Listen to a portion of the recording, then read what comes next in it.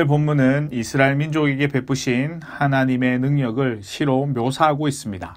본문의 저자와 그 배경에 대한 기록은 알 수 없지만 어느 무명의 시인이 바벨론 포로에서 귀환한 이스라엘 백성들에게 출애굽 사건을 연상시켜 하나님의 구원의 능력을 알려주기 위해 기록한 것으로 보여집니다. 이 시는 주로 6월절 축제의 마지막 날 감사 예배를 드릴 때 불렀던 것으로 많은 학자들이 보고 있습니다. 본문을 살펴보았듯이 저자는 이스라엘을 구원하신 하나님의 놀라운 능력을 과장법과 의인법을 사용해 기록함으로써 이 시의 조화와 통일성을 나타내고 있습니다. 오늘 본문은 두 부분으로 나누어 살펴볼 수 있는데 먼저 전반부인 1절과 2절은 애굽에서 구원해낸 이스라엘과 하나님의 관계가 특별한 관계임을 암시하고 있습니다. 이어지는 후반부인 3절에서 8절은 출애굽 사건을 통해 자신이 택한 백성을 위해 하나님이 어떤 일을 행하셨는지를 보여주고 있습니다. 중요한 것은 저자가 당시 상황을 생동감 있게 표현함으로써 듣는 이들로 하여금 마치 그 당시의 상황에 빠져들 듯한 현장감을 갖게 한다는 것입니다. 그리고 자연을 비롯한 그 어떤 것이라도 하나님의 능력 앞에서는 아무런 소용이 없다는 것을 기록하고 있습니다. 본문의 저자가 이렇게까지 기록하고 있는 이유가 무엇입니까?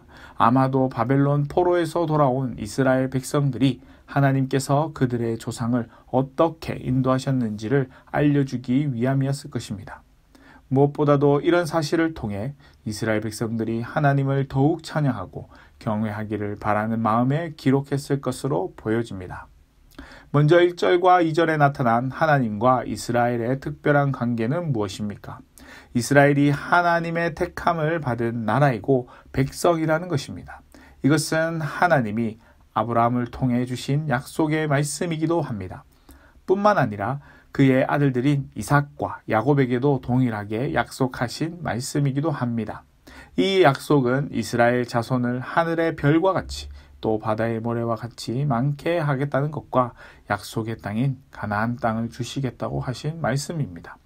자손이 많아지겠다는 약속은 이루어졌으나 이스라엘 백성들은 여전히 약속의 땅이 아닌 애굽에서 그 삶을 살아가야 했습니다. 그러나 애굽에서의 삶은 순탄한 삶이 아니었습니다. 때문에 이들은 하나님께 자신들의 괴로움을 호소했습니다. 출애굽기 2장 24절은 이렇게 기록하고 있습니다. 하나님이 그들의 고통 소리를 들으시고 하나님이 아브라함과 이삭과 야곱에게 세운 그 언약을 기억하사라고 말씀하고 있습니다. 하나님은 이스라엘 백성들의 고통 소리를 듣고서야 아브라함을 통해 하신 그 언약의 말씀을 기억하셨습니다. 그리고 하나님은 이스라엘 백성을 자신이 약속한 땅으로 인도하기 위해 그들을 출애굽시키십니다. 하나님은 당신이 택한 백성들을 출애굽시키시고 약속하신 땅의 성소, 곧 하나님이 그들 가운데 나타날 수 있는 처소를 허락하시고 그들이 살아갈 수 있도록 영토를 주심으로 이제 하나님의 통치 아래 거하게 되는 하나님의 백성이 되게 하셨습니다. 이는 하나님의 보호하심이 항상 그 백성들 가운데 임할 것이라는 확실한 보증이기도 합니다. 이를 통해 하나님께서 이스라엘을 다른 민족보다 특별히 사랑하고 계시다는 것을 알 수 있습니다. 이것은 이스라엘만이 누릴 수 있는 특권이고 특혜였습니다. 놀라운 것은 이제 이 특권과 특혜가 이스라엘만 누릴 수 있는 것이 아니라 저와 여러분에게도 주어졌다라는 사실입니다. 어떻게 이런 일이 가능합니까? 예수님의 십자가 사랑을 통해 우리에게도 동일하게 주어졌습니다. 우리에게 주어진 그 특별한 사랑을 날마다 누리고 전하며 살아가는 저와 여러분의 삶이 될 수 있기를 소망합니다. 이스라엘 백성이 하나님의 인도를 받아 가나안으로 갔지만 그 길은 결코 순탄한 길이 아니었습니다. 그들이 가는 길에는 언제나 어려움이 있었고 하나님의 도우심이 있었기에 가나안에 도착할 수 있었습니다. 저자는 3절 이하에 하나님이 어떻게 이스라엘을 이끌어 가셨는지를 기록하고 있습니다. 3절과 5절은 홍해 바다와 요단강이 갈라졌던 사건에 대해 기록하고 있습니다. 출애굽을 하는 이스라엘 백성들 앞을 가로막고 있는 홍해가 하나님의 명령에 따라 물러가고 가나안으로 들어가야 하는 이스라엘 백성들 앞에 요단강이 도망한다라고 표현하고 있습니다. 홍해 사건은 하나님이 동풍으로 하여금 밤새도록 바닷물을 양쪽으로 물러가게 하셔서 홍해가 좌우의 벽처럼 세워지게 하심으로 이스라엘 백성들이 홍해를 건너는데 어려움이 없게 하셨습니다. 그리고 여호수아 3장에서 묘사되어 있는 요단강 사건은 강물이 흘러내리다 그치고 오히려 역류하는 현상이 생겨 한 곳에 쌓여 이스라엘 백성들이 가나안으로 들어가는데 문제가 없었음을 보여주고 있습니다. 이 홍해바다 사건과 요단강 물을 멈추게 하신 것은 이스라엘 백성을 위한 하나님의 계획이었습니다. 결국 이 사건을 통해 이스라엘 백성이 하나님의 통치 아래 있음을 알려주기 위함입니다. 홍해바다를 통해 애국과 거기서 누리던 것들을 단절시키시고 요단강을 건너므로 하나님이 세우시는 나라의 백성으로 새롭게 거듭난다는 것을 의미하는 것이기도 합니다. 그 사실을 기억함으로 하나님의 백성으로 살아가는 길을 바라는 시인의 마음이 담겨져 있습니다. 4절과 6절에는 산들이 양질처럼 뛰어논다라고 표현하고 있습니다.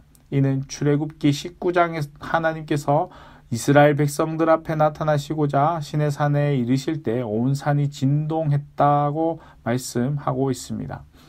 뿐만 아니라 우레와 번개가 빛을 비추는 것처럼 시내산 주변에서 계속 나타나고 나팔 소리가 크게 울리고 빽빽한 구름들과 온통 연기로 가득 차 있었다고 말씀하고 있습니다. 이는 여호와가 온 만물을 다스리시는 창조주며 진정한 신이라는 사실을 나타내고 있습니다. 이 기적 같은 현상은 이스라엘 백성들이 하나님의 위대함을 깨닫는 데 큰 영향을 미쳤을 것입니다. 그럼에도 불구하고 백성들은 어려운 순간이 다가올 때마다 하나님의 능력을 쉽게 잊어버리고 방황하는 어리석은 모습을 보였습니다. 안타까운 것은 우리도 이스라엘 백성들과 크게 다르지 않다는 것입니다. 과거 우리에게도 하나님의 도우심이 나타난 일들이 적지 않았음에도 잊어버리고 살아갈 때가 많습니다. 무엇보다도 오늘부터 저와 여러분의 삶은 나를 도우신 하나님의 은혜를 날마다 감사함으로 나아갈 수 있기를 바랍니다. 더 이상 우리에게 찾아오는 문제로 낙심하거나 실망하는 삶을 살아가지 않는 저와 여러분의 삶이 될 수 있기를 소망합니다.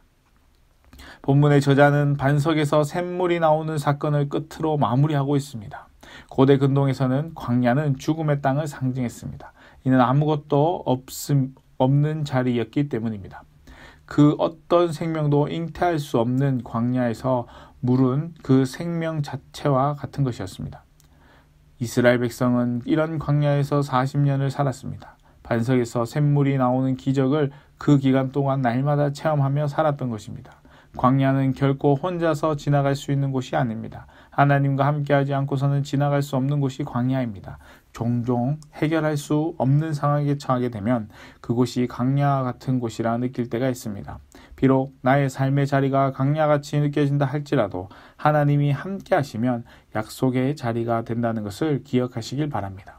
하나님께서 내 삶을 인도해 주실 것을 믿고 주어진 나의 자리에서 소망을 품고 살아가는 저와 여러분의 삶이 될 수 있기를 주님의 이름으로 간절히 축복합니다.